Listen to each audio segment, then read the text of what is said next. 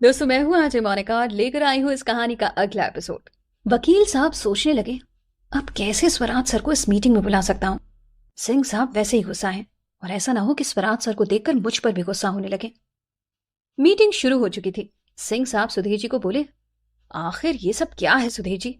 हमने सोचा था अवतार इंडस्ट्री का इतना बड़ा नाम है, उनके साथ डील करके हम अपनी कंपनी को एक नया मकाम देंगे, मगर आप हमारी इस डील को तोड़ रहे हैं। हम आपको कोर्ट में घसीटेंगे सुधीर जी। सुधीर जी उनकी बात का जवाब देने के लिए कुछ बोलते, इससे पहले लावण्या ने कहा, सर, माई सेल्फ लावण्या, मैं आपसे पहली बार मिल रही हूँ और उस कॉन्ट्रैक्ट को रिव्यू भी मैंने अवतार इंडस्ट्री के सीईओ की बिहाफ पर किया था। सिंह साहब उसकी ओर देखने लगे, क्या आपने वो रिव्यू कॉन्ट्रैक्ट भेजा था? नए बच्चों से गलती हो सकती है। वही हम सोचें कि सुधीर जी जैसे इतने पुराने बिजनेसमैन से गलती कैसे हो गई। जी सर, उस कॉन्ट्रैक्ट को रिव्यू करना गलती नहीं है, इससे हम दोनों कंपनियों का फायदा ही करेंगे। लावण्या की बातों से उसका कॉन्फिडेंस झलक रहा था। सिंह साहब को अपनी बात काटने पर लावण्या के ऊपर गुस्सा आ रहा था। आपकी कंपनी का फायदा तो हमें दिख रहा है, हमारी कंपनी को क्या फायदा होगा? आप जरा अपने आप को आईने में तो देखिए। आप इतनी बड़ी कंपनी की इतनी बड़ी पोस्ट पर बैठी हैं और आपका पहनावा बिल्कुल देसी। क्या कोई इतनी बड़ी पोस्ट पर आकर इस तरह से ड्रेसअप होता है? जिसे ड्रेसिंग का ही सेंस नहीं है, वो हमें हमारी कंपनी के फायदे और नुकसान क्या बताएगा? सुधीर जी को सिंह साहब का लावण्या के लुक को लेकर किया गया कमेंट बिल्कुल पसंद नहीं आया। वो उठकर जाने वाले होते हैं। लावण्या उनका हाथ पकड़कर उन्हें रोक लेती है और इशारे से मीटिंग पूरा करने को कहती है।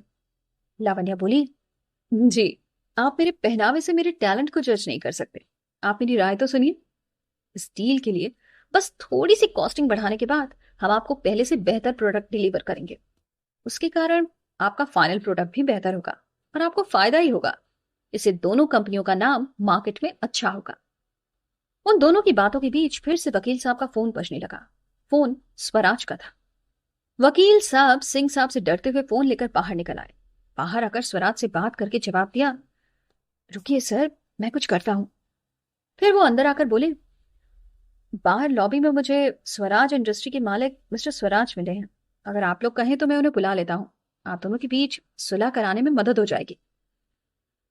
आपका सुझाव बेहतर है, मगर हम जानते हैं कि जब दो लोगों की बात में कोई तीसरा आता है तो बात बनने के बजाय बिगड़ जाती है।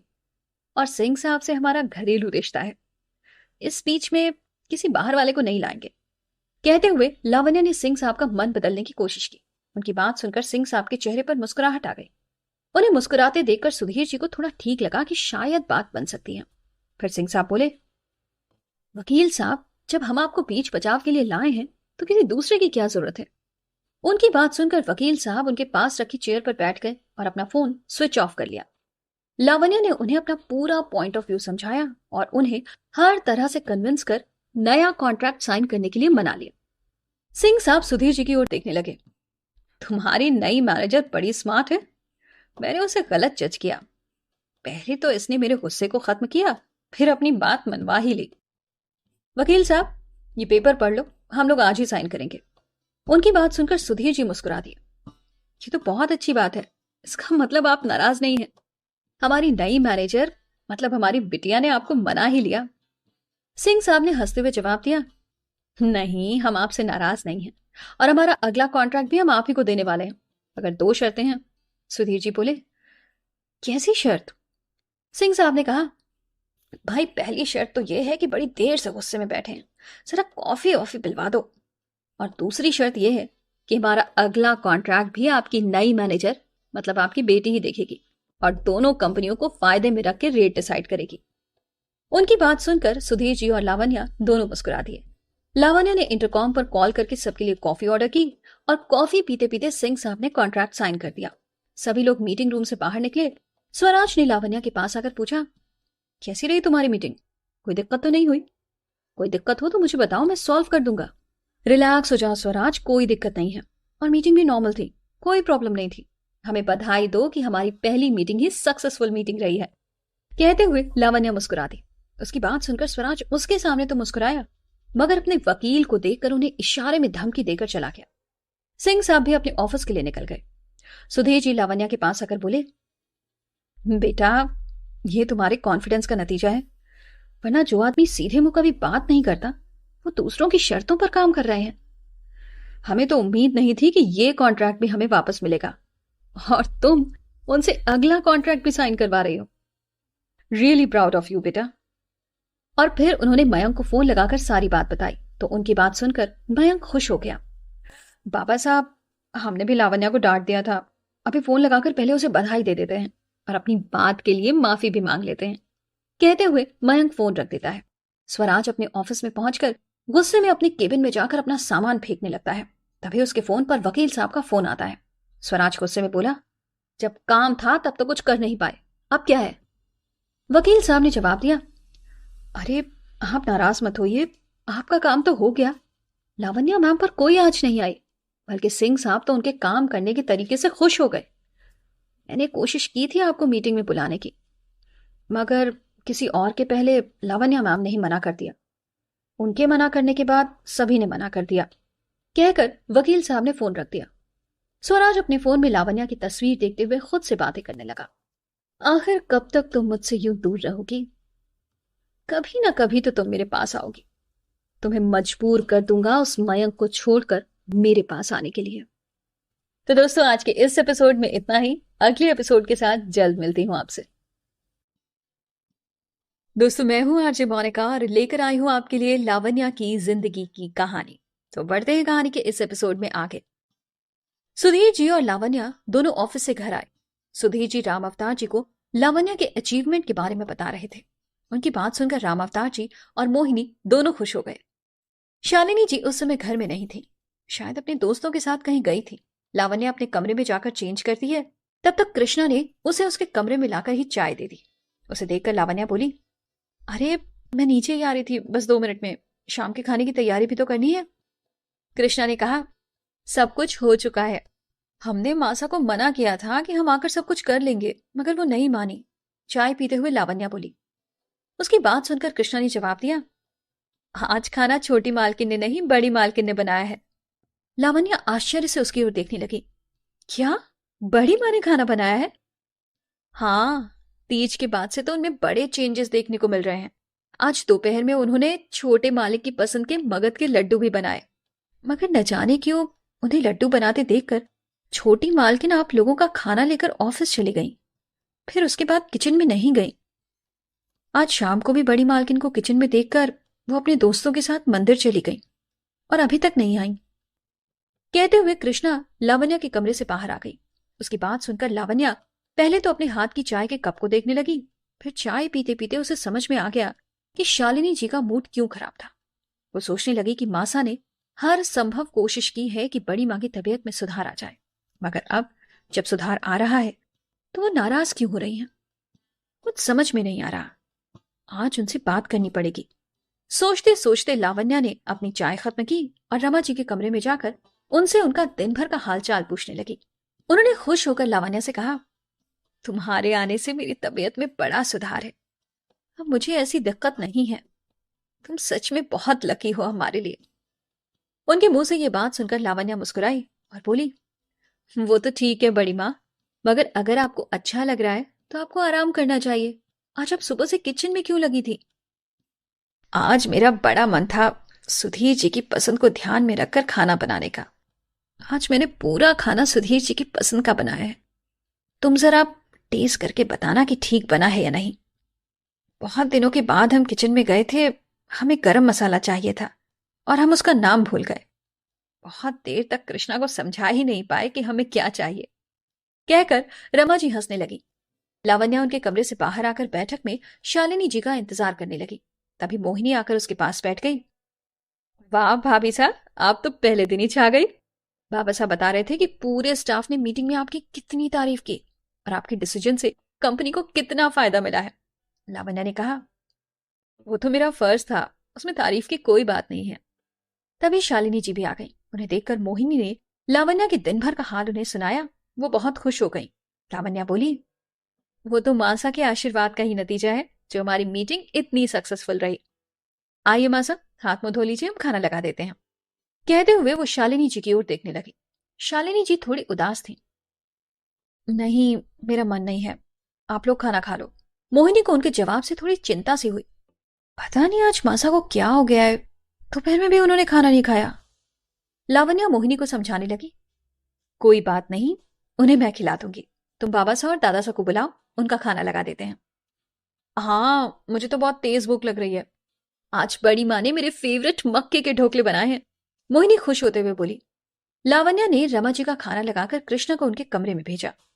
सुधीर जी खाने की टेबल पर अपनी पसंद का खाना देखकर खुश हो गए। उन्हें लगा शालिनी जी ने आज उनकी पसंद का खाना बनवाया है। वो खुश होकर खाने की तारीफ करने लगे। रमा जी ने अपने रूम से बाहर खड़े होकर सुधीर जी की बातें सुनी और खुश होकर अपने कमरे में आकर खाना खाया। शालिनी लावण्या के बुलाने पर किचन में आई थी, मगर सुधीर जी की बात सुनकर शालिनी जी और उदास हो गईं और वो वापस अपने कमरे में चली गई। लावण्या उनके पीछे पीछे उनका खाना लेकर उनके कमरे में गई। लावण्या को देखकर शालिनी जी ने कहा, लावण्या, मुझे अकेला छोड़ दो, अभी मेरा मन नहीं है बात करने का। लावण्या बोली, माँ साहब, हम आपके मन की बात को समझ सकते हैं। अब हम भी किसी की पत्नी हैं और अपने पति को किसी के साथ बांटना उसके लिए बहुत बड़ी बात होती है। आपका दिल इतना बड़ा है। आपने अपने पति की पहली पत्नी और उनकी संतान को दिल से अपनाया है। उनकी तबीयत के लिए आप कितने डॉक्टरों के पास गई हैं और अब उनकी तबीयत में सुधार आपकी मेहनत का ही नतीजा है। फिर अब आप क्यों उदास हैं? सब लोगों ने मुझे महान बनाकर रखा है, मगर मैं महान नहीं हूं। मैं भी आम इंसान हूं।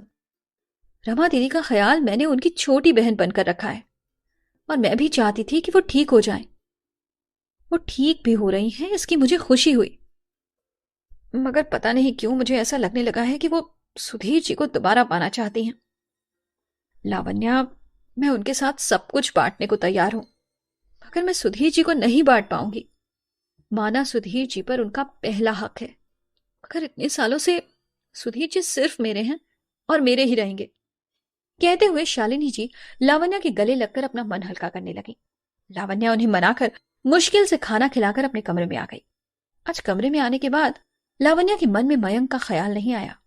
वो शालिनी जी के बारे में सोचने लगी कि मासा ने अपने जीवन में कितने समझौते किए हैं और उन्हें उन समझौतों का क्या सिला मिल रहा है। सुधीर जी नई डील मिलने से खुश तो थे, मगर उनके मन में कहीं ना कहीं लावण्या को लेकर किया गया सिंह साहब का कमेंट घर कर गया था। परेशान हो रहे थे। सच ही तो है, इतने साल हो गए उन्हें बिजनेस में, लेकिन उन्होंने कभी भी किसी बिजनेस वुमेन के हाथ में भरा हुआ चूड़ा, गहरा मेकअप और इतना हेवी ड्रेसअप नहीं देखा। तभी मोहिनी आई और उनकी ओर देखते हुए पूछा, क्या बात है बाबा साहब, ऑफिस से आए हैं, परेशान लग रहे हैं। सुधीर जी बोले, नहीं, कोई परेशानी की बात नहीं है, बस ऐसे ही। बाबा साहब, आप हमसे झूठ बोलकर नहीं रह सकते, बताइए क्या बात है। मोहिनी की जिद देखकर सुधीर जी ने मोहिनी को सिंह साहब की पूरी बात बता दी। मोहिनी ने हंसते हुए कहा, वो तो बाबा साहब, अभी भाभी की शादी को समय ही कितना हुआ है, अभी तो उनके सजने संवरने के दिन है, इसीलिए वो पूरा श्रृंगार किए रहती हैं।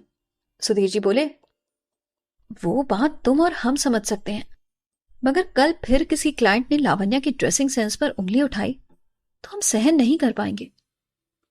बस इतनी सी बात, कल आप भाभी सा का नया रूप देखेंगे, मुस्कुराते हुए मोहिनी ने जवाब दिया।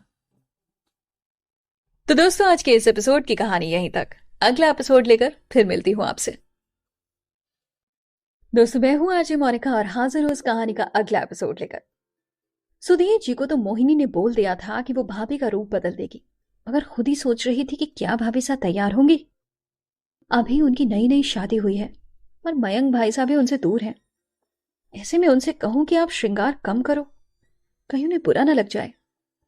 फिर मोहिनी खुद से ही बोली, अरे नहीं, भाभी साहब तो बहुत समझदार हैं, मैं उन्हें बताऊंगी तो वो इस बात को समझेंगी। अभी तो बहुत रात हो गई है, कल सुबह उनसे इस बारे में बात करूंगी। सोचकर मोहिनी अपने कमरे में सो गई। मगर लावण्या की आंखों के आगे शालिनी जी का चेहरा बार बार आ रहा था। उसकी आंखों में नींद नहीं थी। तभी उसके फोन पर मयंक का फोन आया। उसने तुरंत फोन उठा लिया। मयंक ने कहा, मुझे तो लगा था कि आज दिन भर ऑफिस में तुम थक गई होगी, मेरा फोन शायद ही रिसीव करो, मगर तुमने तो तुरंत ही मेरा फोन उठा लिया। जाग रही थी क्या? लावण्या बोली। हाँ। उसकी हाँ सुनकर मयंक ने मुस्कुराते हुए पूछा, क्या तुम्हें मेरी याद आ रही है जो नींद नहीं आ रही? उसकी बात सुनकर लावण्या के चेहरे पर मुस्कुराहट आ गई। हाँ, सच में मयंक जी, मैं आपको बहुत मिस कर रही हूँ। कुछ ऑफिस की उलझन है और कुछ घर की। घर की उलझन? घर में क्या उलझन है? चिंतित होकर मयंक ने पूछा। लावण्या ने कहा, बस खास कुछ नहीं, ऐसे ही। आप बताओ, वहां लंदन में कैसा चल रहा है सब कुछ? मयंक बोला, फैक्ट्री का सेटअप तो जमा हुआ है, बस ऑफिस और जमा कर काम शुरू करना है। कई स्टाफ के लोग भी मैंने स्वराज के स्टाफ के ही लिए हैं, तो स्टाफ की भी दिक्कत नहीं है। बस कुछ समय में ही फैक्ट्री अवतार इंडस्ट्री के अंडर में काम करने लग जाएगी। इंडियन गवर्नमेंट की तो प्रोसेस हो गई है, बस लंदन की गवर्नमेंट से परमिशन आना अभी बाकी है। तुम परेशान मत हो, सब कुछ आराम से हो रहा है। चलो अब तुम भी सो जाओ, रात बहुत हो गई है। कहकर मयंक ने फोन रख दिया। मयंक से बात करने के बाद लावण्या कब शालिनी जी के बारे में सोचते हुए सो गई, उसे पता ही नहीं चला। अगली सुबह अलार्म से लावण्या की नींद खुली। देर रात को सोने के कारण एक बार तो उसका मन हुआ कि अलार्म बंद करके दोबारा सो जाए, मगर अचानक उसे ख्याल आया कि अब वो रतनपुर में नहीं, जयपुर में है। सोचकर उसके चेहरे पर मुस्कुराहट आ गई और वो वॉशरूम में फ्रेश होने के लिए चली गई। जब वो बाथरूम से बाहर आई तो मोहिनी रूम में उसका इंतजार कर रही थी। मोहिनी को देखकर लावण्या ने पूछा, अरे इतनी सुबह सुबह यहाँ कैसे, कुछ काम था? मोहिनी बोली, हाँ भाभी साहब, आपसे थोड़ा सा काम था। आप पहले तो जल्दी से नाश्ता कर लीजिए, मैं आपके लिए लेकर आई हूं, फिर आप ऑफिस के लिए तैयार होना। लावण्या घड़ी की ओर देखकर बोली, अरे अभी तो सिर्फ 9 बजे हैं, मैं थोड़ा सा लेट जरूर हो गई हूँ, फिर मैं 5 मिनट में तैयार होकर नीचे आती हूँ, वहीं सबके साथ नाश्ता कर लूंगी और फिर ऑफिस के लिए निकल जाऊंगी। आज आपको तैयार मैं करूंगी और मैं ही डिसाइड करूंगी कि आप क्या पहनेंगी। जल्दी से नाश्ता खत्म करो। कहते हुए मोहिनी ने उसकी ओर नाश्ते की प्लेट बढ़ा दी। मोहिनी की बात सुनकर लावण्या मुस्कुराते हुए अपना ब्रेकफास्ट फिनिश करने लगी। उसके बाद मोहिनी ने लावण्या के निकाले हुए कपड़े वापस अलमारी में रखकर कहा, अब से आप ऑफिस में ये नहीं पहनकर जाएंगे। और मोहिनी ने लावण्या के सामने एक प्रोफेशनल वियर ड्रेस रख दी। अरे ये हमने कभी नहीं पहना है, ये नहीं पहन पाएंगे, और इसके साथ तो हमारा ये चूड़ा बिल्कुल भी अच्छा नहीं लगेगा, हम ये ड्रेस पहनकर नहीं जाएंगे। कहकर लावण्या ने अलमारी से वापस अपना ड्रेस निकाल लिया। मोहिनी बोली, बाबा साहब ने हमें सिंह साहब का आपके ऊपर करा कमेंट बताया, हम नहीं चाहते कि दोबारा कोई भी आपके बारे में गलत राय बनाए। किसी के कहने से हम अपना पहनावा तो नहीं बदल सकते, फिर मासा को अच्छा नहीं लगेगा, और अभी हमारी शादी को टाइम ही कितना हुआ है जो हम ये चूड़ा उतार दें। उसे समझाते हुए लावण्या ने कहा। मोहिनी ने कहा, समय के अनुसार सब बदलना पड़ता है। अगर आप घर में रहती तो हम कभी आपको अपने आप को बदलने के लिए नहीं कहते, मगर आपको बाहर अपने प्रोफेशन के हिसाब से रहना होगा। भाषा बुरा नहीं मानेंगे, आप जल्दी से तैयार हो जाइए। कहकर मोहिनी लावण्या के कमरे से बाहर आ गई। लावण्या जब तैयार होकर नीचे आई तो उसे प्रोफेशनली तैयार देखकर सुधीर जी खुश हो गए, मगर राम अवतार जी के चेहरे का रंग बदल गया। सुधीर जी उनके चेहरे का बदला हुआ रंग देखकर राम अवतार जी से बोले, बाबा साहब, हमने ही मोहिनी को लावण्या का ड्रेसअप चेंज करने के लिए कहा था। राम अवतार जी ने कहा, तुम्हारी बात सही है सुधीर, मगर अभी इतनी जल्दी? लावण्या ने अपना चूड़ा भी उतार दिया, समाज के लोग क्या कहेंगे? बाबा साहब, आप कब से समाज की फिक्र करने लगे? आप ही ने सिखाया है कि वही करो जो खुद को अच्छा लगे, समाज का क्या है? कहते हुए सुधीर जी राम अवतार जी की ओर देखने लगे। उनकी बात सुनकर राम अवतार जी खामोश हो गए और अपने कमरे में चले गए। सुधीर जी लावण्या को लेकर ऑफिस के लिए निकल गए। रमा जी ने शालिनी को अपने कमरे में बुलाया और कहा, शालिनी, मैं कल से तुम्हारा इंतजार कर रही हूं, मगर तुम मेरे कमरे में नहीं आई। कल से कुछ परेशान भी दिख रही हो, क्या कोई बात है? शालिनी जी ने जवाब दिया, नहीं, ऐसा कुछ भी नहीं है, बस ऐसे ही मयंक की याद आ रही थी। शालिनी जी की बात सुनकर रमा जी बोली, अपनों की याद तो हमेशा बेचैन कर जाती है, अब हमें ही देख लो। इतने सालों से ना कभी मायके गए और ना ही मायके वालों ने हमारी सुध ली। अगर बच्चे कितने भी बड़े हो जाएं, माँ हमेशा प्यारी लगती है। हमें भी अब हमारी मासा से मिलने का बड़ा मन है, पता नहीं इतने दिनों में कैसी दिखने लगी होंगी। तुम बाबा साहब से कहकर हमें वहां भेजने का प्रबंध कर दो। शालिनी जी उन्हें समझाने लगी, दीदी, अभी आपकी तबीयत पूरी तरह से ठीक नहीं है, ऐसे में ट्रैवल करना आपके लिए ठीक नहीं होगा। मगर आपके मायके से भी तो कोई नहीं आता। जब से सुधीर जी ने हमसे शादी की है, सबने आपसे भी रिश्ता तोड़ दिया है। हमने मयंक की शादी में खुद जाकर सबको न्योता दिया था, मगर वहां से कोई नहीं आया। आप ऐसा कीजिए, एक बार फोन लगाकर बात करने की कोशिश करिए, और हो सके तो मासा को यहीं बुला लीजिए। कहकर शालिनी जी रमा जी के कमरे से बाहर निकल आई। शालिनी जी की बात सुनकर रमा जी ने अपने मायके जाने का विचार त्याग दिया और अपनी मासा से फोन पर बात करने का सोचने लगी। तभी कृष्णा ने आकर रमा जी के कमरे में कहा, आप नीचे चलिए, आपके लिए कुछ सरप्राइज है। रमा जी कृष्णा के साथ नीचे आई। नीचे उनकी मासा और भाईसा दोनों खड़े थे। उन्हें देखकर रमा जी की आंखों में आंसू आ गए। रमा जी उनसे गले मिलकर बहुत देर तक रोती रहीं। फिर अपनी मासा को बोली, आज बड़ी देर से आप लोगों की याद आ रही थी। शायद इसे ही दिल का रिश्ता कहते हैं, जो आप मुझसे मिलने आ गई। उनकी बात सुनकर वो बोली, बेटा, जी तो बड़ा होता था थारे से मिलने का, मगर। कहते हुए उन्होंने अपनी बात अधूरी छोड़ दी। फिर पूछा, बता, कैसी है तू? तब तक शालिनी जी कृष्णा के साथ उन दोनों के लिए नाश्ता लेकर आ गई।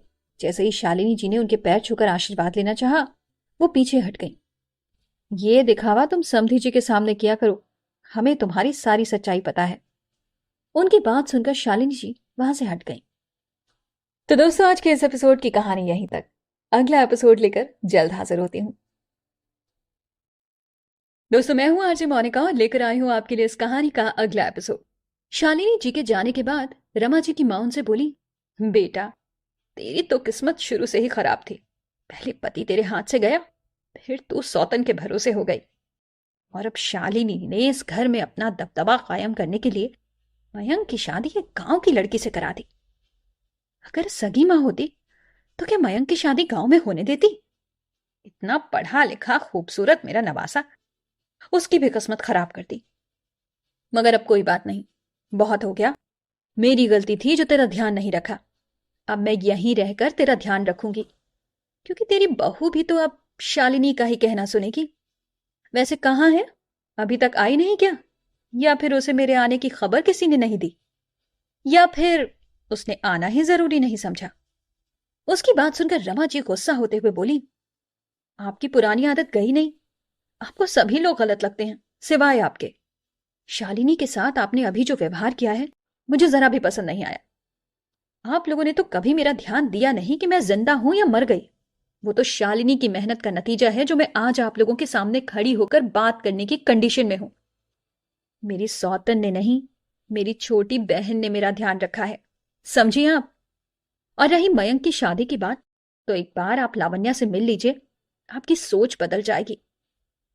शायद मैं भी मयंक के लिए इतनी अच्छी लड़की नहीं ढूंढ पाती जो शालिनी ने ढूंढी है। लावण्या छोटे गांव से जरूर है, मगर बहुत समझदार और सुलझी हुई लड़की है। मयंक बिजनेस के सिलसिले में लंदन में है, तो लावण्या मयंक की जिम्मेदारी भी बखूबी निभा रही है। अभी सुधीर जी के साथ ऑफिस गई है।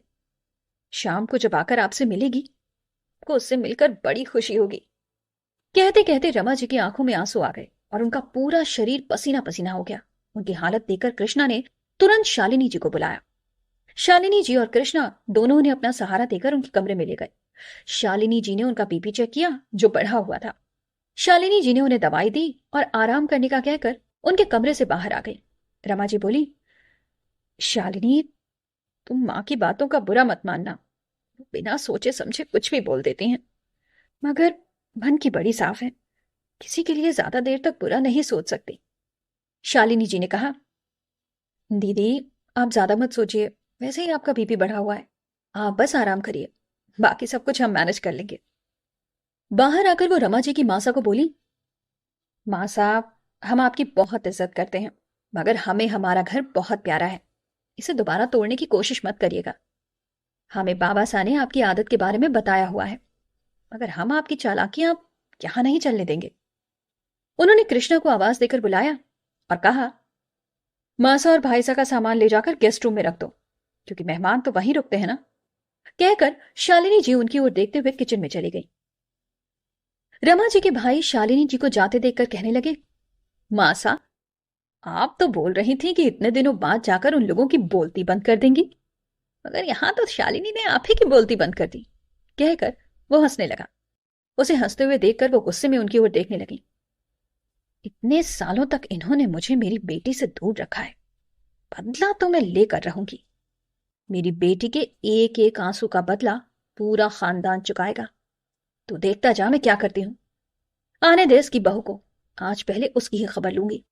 चल चलकर आराम करते हैं। कहकर वो उसका हाथ पकड़कर गेस्ट रूम में ले गई। शालिनी जी कृष्णा को बोली, हलवा और मालपुआ बना ले और रोटी की जगह पूड़ियां बना लेना। कृष्णा आश्चर्य से उनकी ओर देखने लगी। आप इन लोगों के लिए पकवान बनवा रही हैं? इन्होंने आते ही आप में और बड़ी मालकिन में फूट डालने की कोशिश की और आपके खिलाफ क्या क्या नहीं कहा। शालिनी जी ने कहा, किसी के कहने से क्या होता है कृष्णा, मेरा भगवान जानता है कि मैंने रमा दीदी और मयंक की देखभाल किस तरह से की है। मुझे किसी के कुछ बोलने से कोई फर्क नहीं पड़ता। और आखिर कोई कैसा भी हो, वो हमारे घर में मेहमान बनकर आए हैं, उनकी खातिरदारी करना हमारा धर्म है। कृष्णा खाने की तैयारी करने लगी। शालिनी जी ने फोन लगाकर सुधीर जी और लावण्या को उनके आने की खबर दे दी। उन्होंने लावण्या से बोला, बेटा अगर आप फ्री हो जाएं तो जल्दी आ जाना, उन्हें अच्छा लगेगा। उधर मुंबई में रह रही रागिनी सारा दिन उदास थी। उसकी माँ उसके पास आकर पूछने लगी, क्या बात है, इतने दिनों बाद तो लंदन से हमारे पास आई है और जब से आई है उदास है। पहले तो मुझे लगा कि शायद सफर की थकान होगी, मगर तुम्हारी उदासी की वजह क्या है, बताओ तो। तुम इंडिया आकर भी पहले जयपुर चली गई थी, फिर वहां से यहां आई हो। रागिनी बोली, बस कुछ नहीं मम्मी, ऐसे ही कुछ अच्छा नहीं लग रहा है। आपको बताया तो था, जयपुर में एक दोस्त की शादी थी, इसलिए पहले जयपुर गई थी, मगर अब वापस लंदन जाने का मन है, पर अभी जा नहीं पाऊंगी। अभी तो रही ही कितने दिन है मेरे पास, वहां लंदन में भी बिजी रहती है। तुम्हारे पापा के रिटायर होने के बाद हम लोग तो इंडिया आ गए, मगर तुम लंदन में ही रही। क्या तुम्हारा मन नहीं होता हम लोगों से मिलने का? कहते हुए मिसेस मल्होत्रा रागिनी के सर पर हाथ फेरने लगी। हाँ, आप ऐसे ही चिंता कर रही हो माँ, हम ठीक हैं। अच्छा, आज आप अपना स्पेशल पास्ता बनाइए, बड़े दिन हो गए आपके हाथ का पास्ता खाए हुए। बात को बदलते हुए रागिनी ने कहा। रागिनी की मां ने खुश होकर कहा, यह भी कोई पूछने की बात है, जरूर, अभी तेरे लिए तेरी पसंद का पास्ता बनाते हैं। चल मेरे साथ, चलकर मेरी मदद कर, तुम्हारा मन भी लग जाएगा। रागिनी किचन में उनकी मदद करने लगी। तभी उसका जी घबराया और वो भागकर बाथरूम की तरफ गई। बाथरूम में पहुंचने के बाद उसे उल्टी हो गई। उसे उल्टी करते देखकर उसकी मां उसके पास आकर बोली, क्या हुआ रागिनी, कोई परेशानी है? चल तुझे डॉक्टर के पास ले चलती हूँ। जब से आई है चुपचाप है। रागिनी ने कहा, नहीं माँ, कुछ भी दिक्कत नहीं है, बस थोड़ा सा आराम करूंगी, ठीक हो जाएगा। आप मेरा पास्ता बनाकर मेरे कमरे में ले आना। कहकर रागिनी अपने कमरे में चली गई। अपने कमरे में पलंग पर आकर लेट गई। लेटे लेटे उसे ध्यान आया कि अरे, 2 महीने होने को आए और मेरे पीरियड्स अभी तक नहीं आए, कहीं कुछ हो तो नहीं गया। मैं माँ को क्या जवाब दूंगी? अभी मुझे चेक करना होगा। वो अपना पर्स उठाकर प्री कलर कार्ड लेने के लिए बाजार जाने लगी। तभी उसकी माँ उसके लिए पास्ता लेकर आई। उसे जाते देखकर उसे रोकने लगी। अरे, ऐसे कहाँ जा रही है? अभी तो तुझे आराम करने को बोला था और तू बाजार जा रही है। रागिनी ने कहा, बस माँ, हम 5 मिनट में आए। रागिनी जाने लगी। पीछे से उसकी माँ बोली, अरे 5 मिनट बाद चले जाना, पहले ये पास्ता तो खा ले जो इतने शौक से बनवाया है। बस अभी आकर खाती हूँ माँ, अभी मेरा मन थोड़ा सा खराब है। कहकर रागिनी घर से बाहर चली गई। उसकी माँ अपने हाथ का पास्ता लेकर मिस्टर मल्होत्रा के पास जाकर बोली, पता नहीं इस लड़की को क्या हो गया है, मुझे तो बड़ी फिक्र हो रही है। कम ऑन यार, तुम बिल्कुल पुराने जमाने की माओ की तरह सोच रही हो। तुमने तो रागिनी को इतना इंडिपेंडेंटली पाला है, तुम्हें तो फक्र होना चाहिए। होगी कोई परेशानी, अगर हमें नहीं बता रही है तो खुद सॉल्व कर लेगी। शुरू से ही तो अपनी परेशानी अपने तक रखी है उसने। तुम बिना मतलब ही परेशान हो रही हो। लाओ ये पास्ता हमें खिलाओ, आज बेटी के लिए बड़े दिनों बाद बनाया है तुमने। कहते हुए उन्होंने मिसेस मल्होत्रा के हाथ से पास्ते की प्लेट ले ली। तो दोस्तों, आज के इस एपिसोड में बस इतना ही। अगला एपिसोड लेकर जल्द मिलती हूँ आपसे। दोस्तों, मैं हूं आरजे मोनिका और लेकर आई हूं आपके लिए लावण्या की जिंदगी की कहानी। तो अब बढ़ते हैं कहानी के इस एपिसोड में आगे।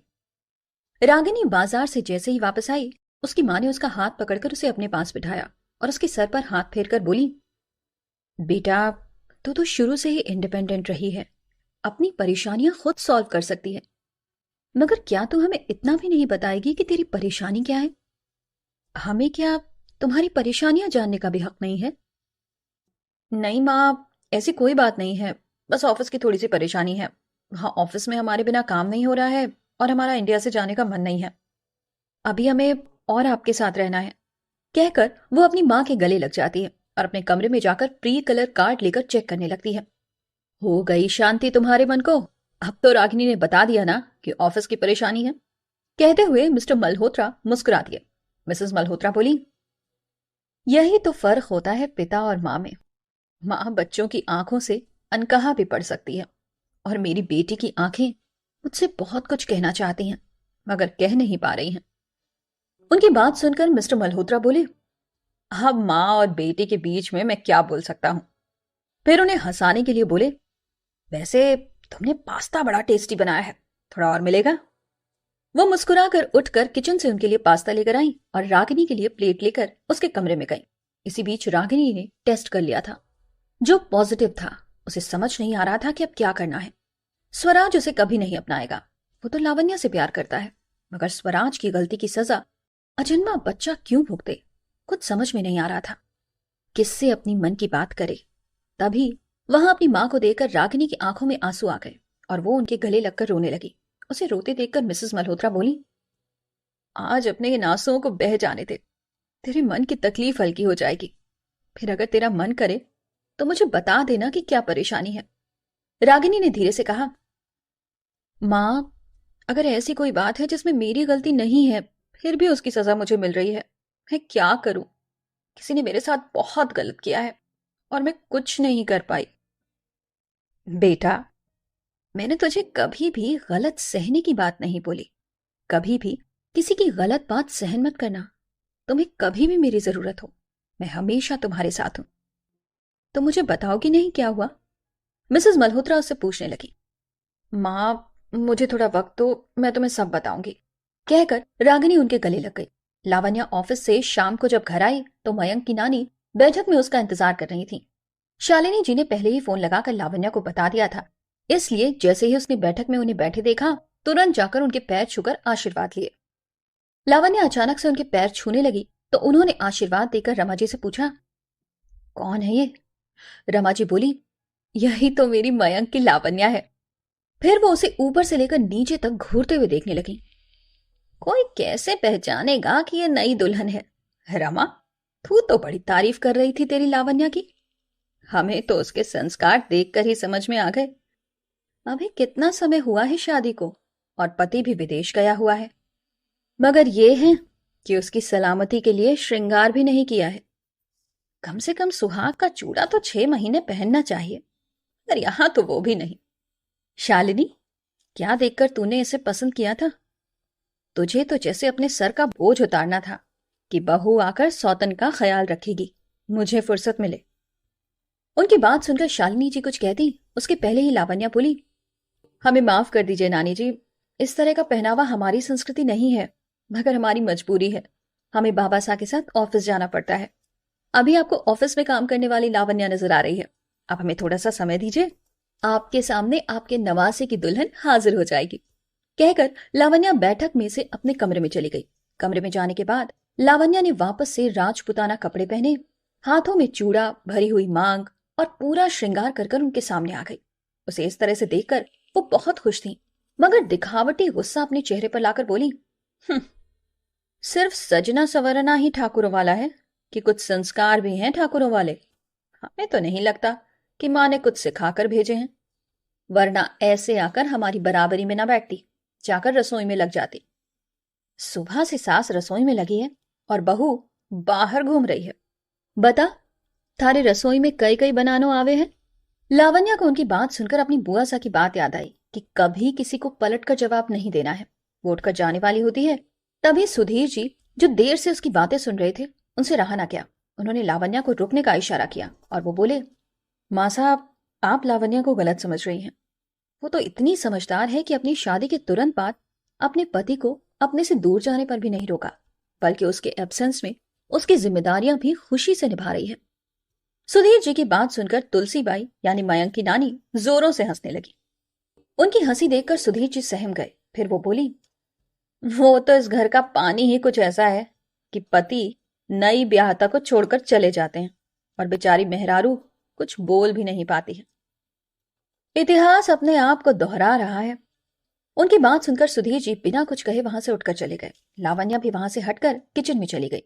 बैठक में रमा जी और उनकी माँ और भाई बचे थे।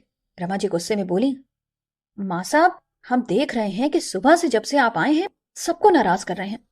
हम ये बर्दाश्त नहीं करेंगे। उनकी बात सुनकर तुलसी बाई ने उनके बेटे से कहा, चल बेटा यहां से। मैं तो यहां बेटी के मोह में आ गई थी। अगर उसे ही मेरी परवाह नहीं है, मेरा बोलना उसे गलत लग रहा है, तो मैं यहां रुककर क्या करूंगी। इतने दिनों से इसीलिए तुझसे दूर थी। अगर मां का दिल है ना, सोचा था कुछ समय बेटी के पास रहकर उसका ध्यान रखकर अपना पश्चाताप कर लूंगी कि इतने समय तक उसका ध्यान नहीं रख पाई। मगर अब चल तू यहां से। उनकी बात सुनकर रमा जी थोड़ी इमोशनल हो गई। मां, हमें माफ कर दो। आप हमारी बात नहीं समझ रही हैं। आप यहां हमारे पास रहने आई हैं। आप क्यों कड़वी बात कर कर किसी का दिल दुखा रही हैं। वो दोनों बात ही कर रही थी कि कृष्णा ने आकर कहा, खाना लग गया है, आप लोग चलकर खाना खा लीजिए। वो लोग खाने की टेबल पर पहुंचे। लावण्या सबको खाना परोस रही थी। तभी उन्होंने लावण्या के हाथ में रमा जी की अंगूठी देखी। वो अपने बेटे की ओर देखने लगी। बिट्टू, तू तो हमेशा कहता था कि मां फिक्र मत करो, दीदी को घर में कोई कमी नहीं है, वो हमेशा खुश रहेगी। मगर देख, उसकी सारी रकम इन लोगों ने ले ली। मेरी दी हुई अंगूठी भी उसके पास नहीं है। फिर वो लावण्या से बोली, ला ये अंगूठी मुझे वापस कर, मैंने रमा को दी थी। लावण्या उन्हें अंगूठी उतार कर देने वाली होती है कि तभी रमा जी बोली, मां, वो अंगूठी हमने लावण्या को आपके आशीर्वाद के रूप में इसके पहले सावन पर दी है, हमसे किसी ने ली नहीं है। और बिट्टू सही कह रहा है, हमें यहां किसी भी चीज की कमी नहीं है, हम यहां बहुत खुश हैं। कहकर उनकी आंखों से फिर से गुस्सा दिखने लगा। वो कांपने लगी। उनकी हालत देखकर लावण्या ने उन्हें वापस कुर्सी पर बिठाया और पानी पिलाकर उनके हाथों को अपने हाथों से धीरे धीरे मसलने लगी। लावण्या को इस तरह फिक्र करते देखकर रमा जी को अच्छा लगा। वो लावण्या के सर पर हाथ फेर कर बोली, बेटा आप मेरी फिक्र मत कर, मैं ठीक हूं। फिर उन्होंने कृष्णा से कहा, मेरा खाना हो गया है, मुझे मेरे कमरे में छोड़ दो। मेरी दवाई का टाइम हो गया है और मुझे आराम भी करना है। अब मेरे कमरे में कोई ना आए। तो दोस्तों, आज के इस एपिसोड की कहानी यहीं तक। अगला एपिसोड लेकर फिर मिलती हूं आपसे।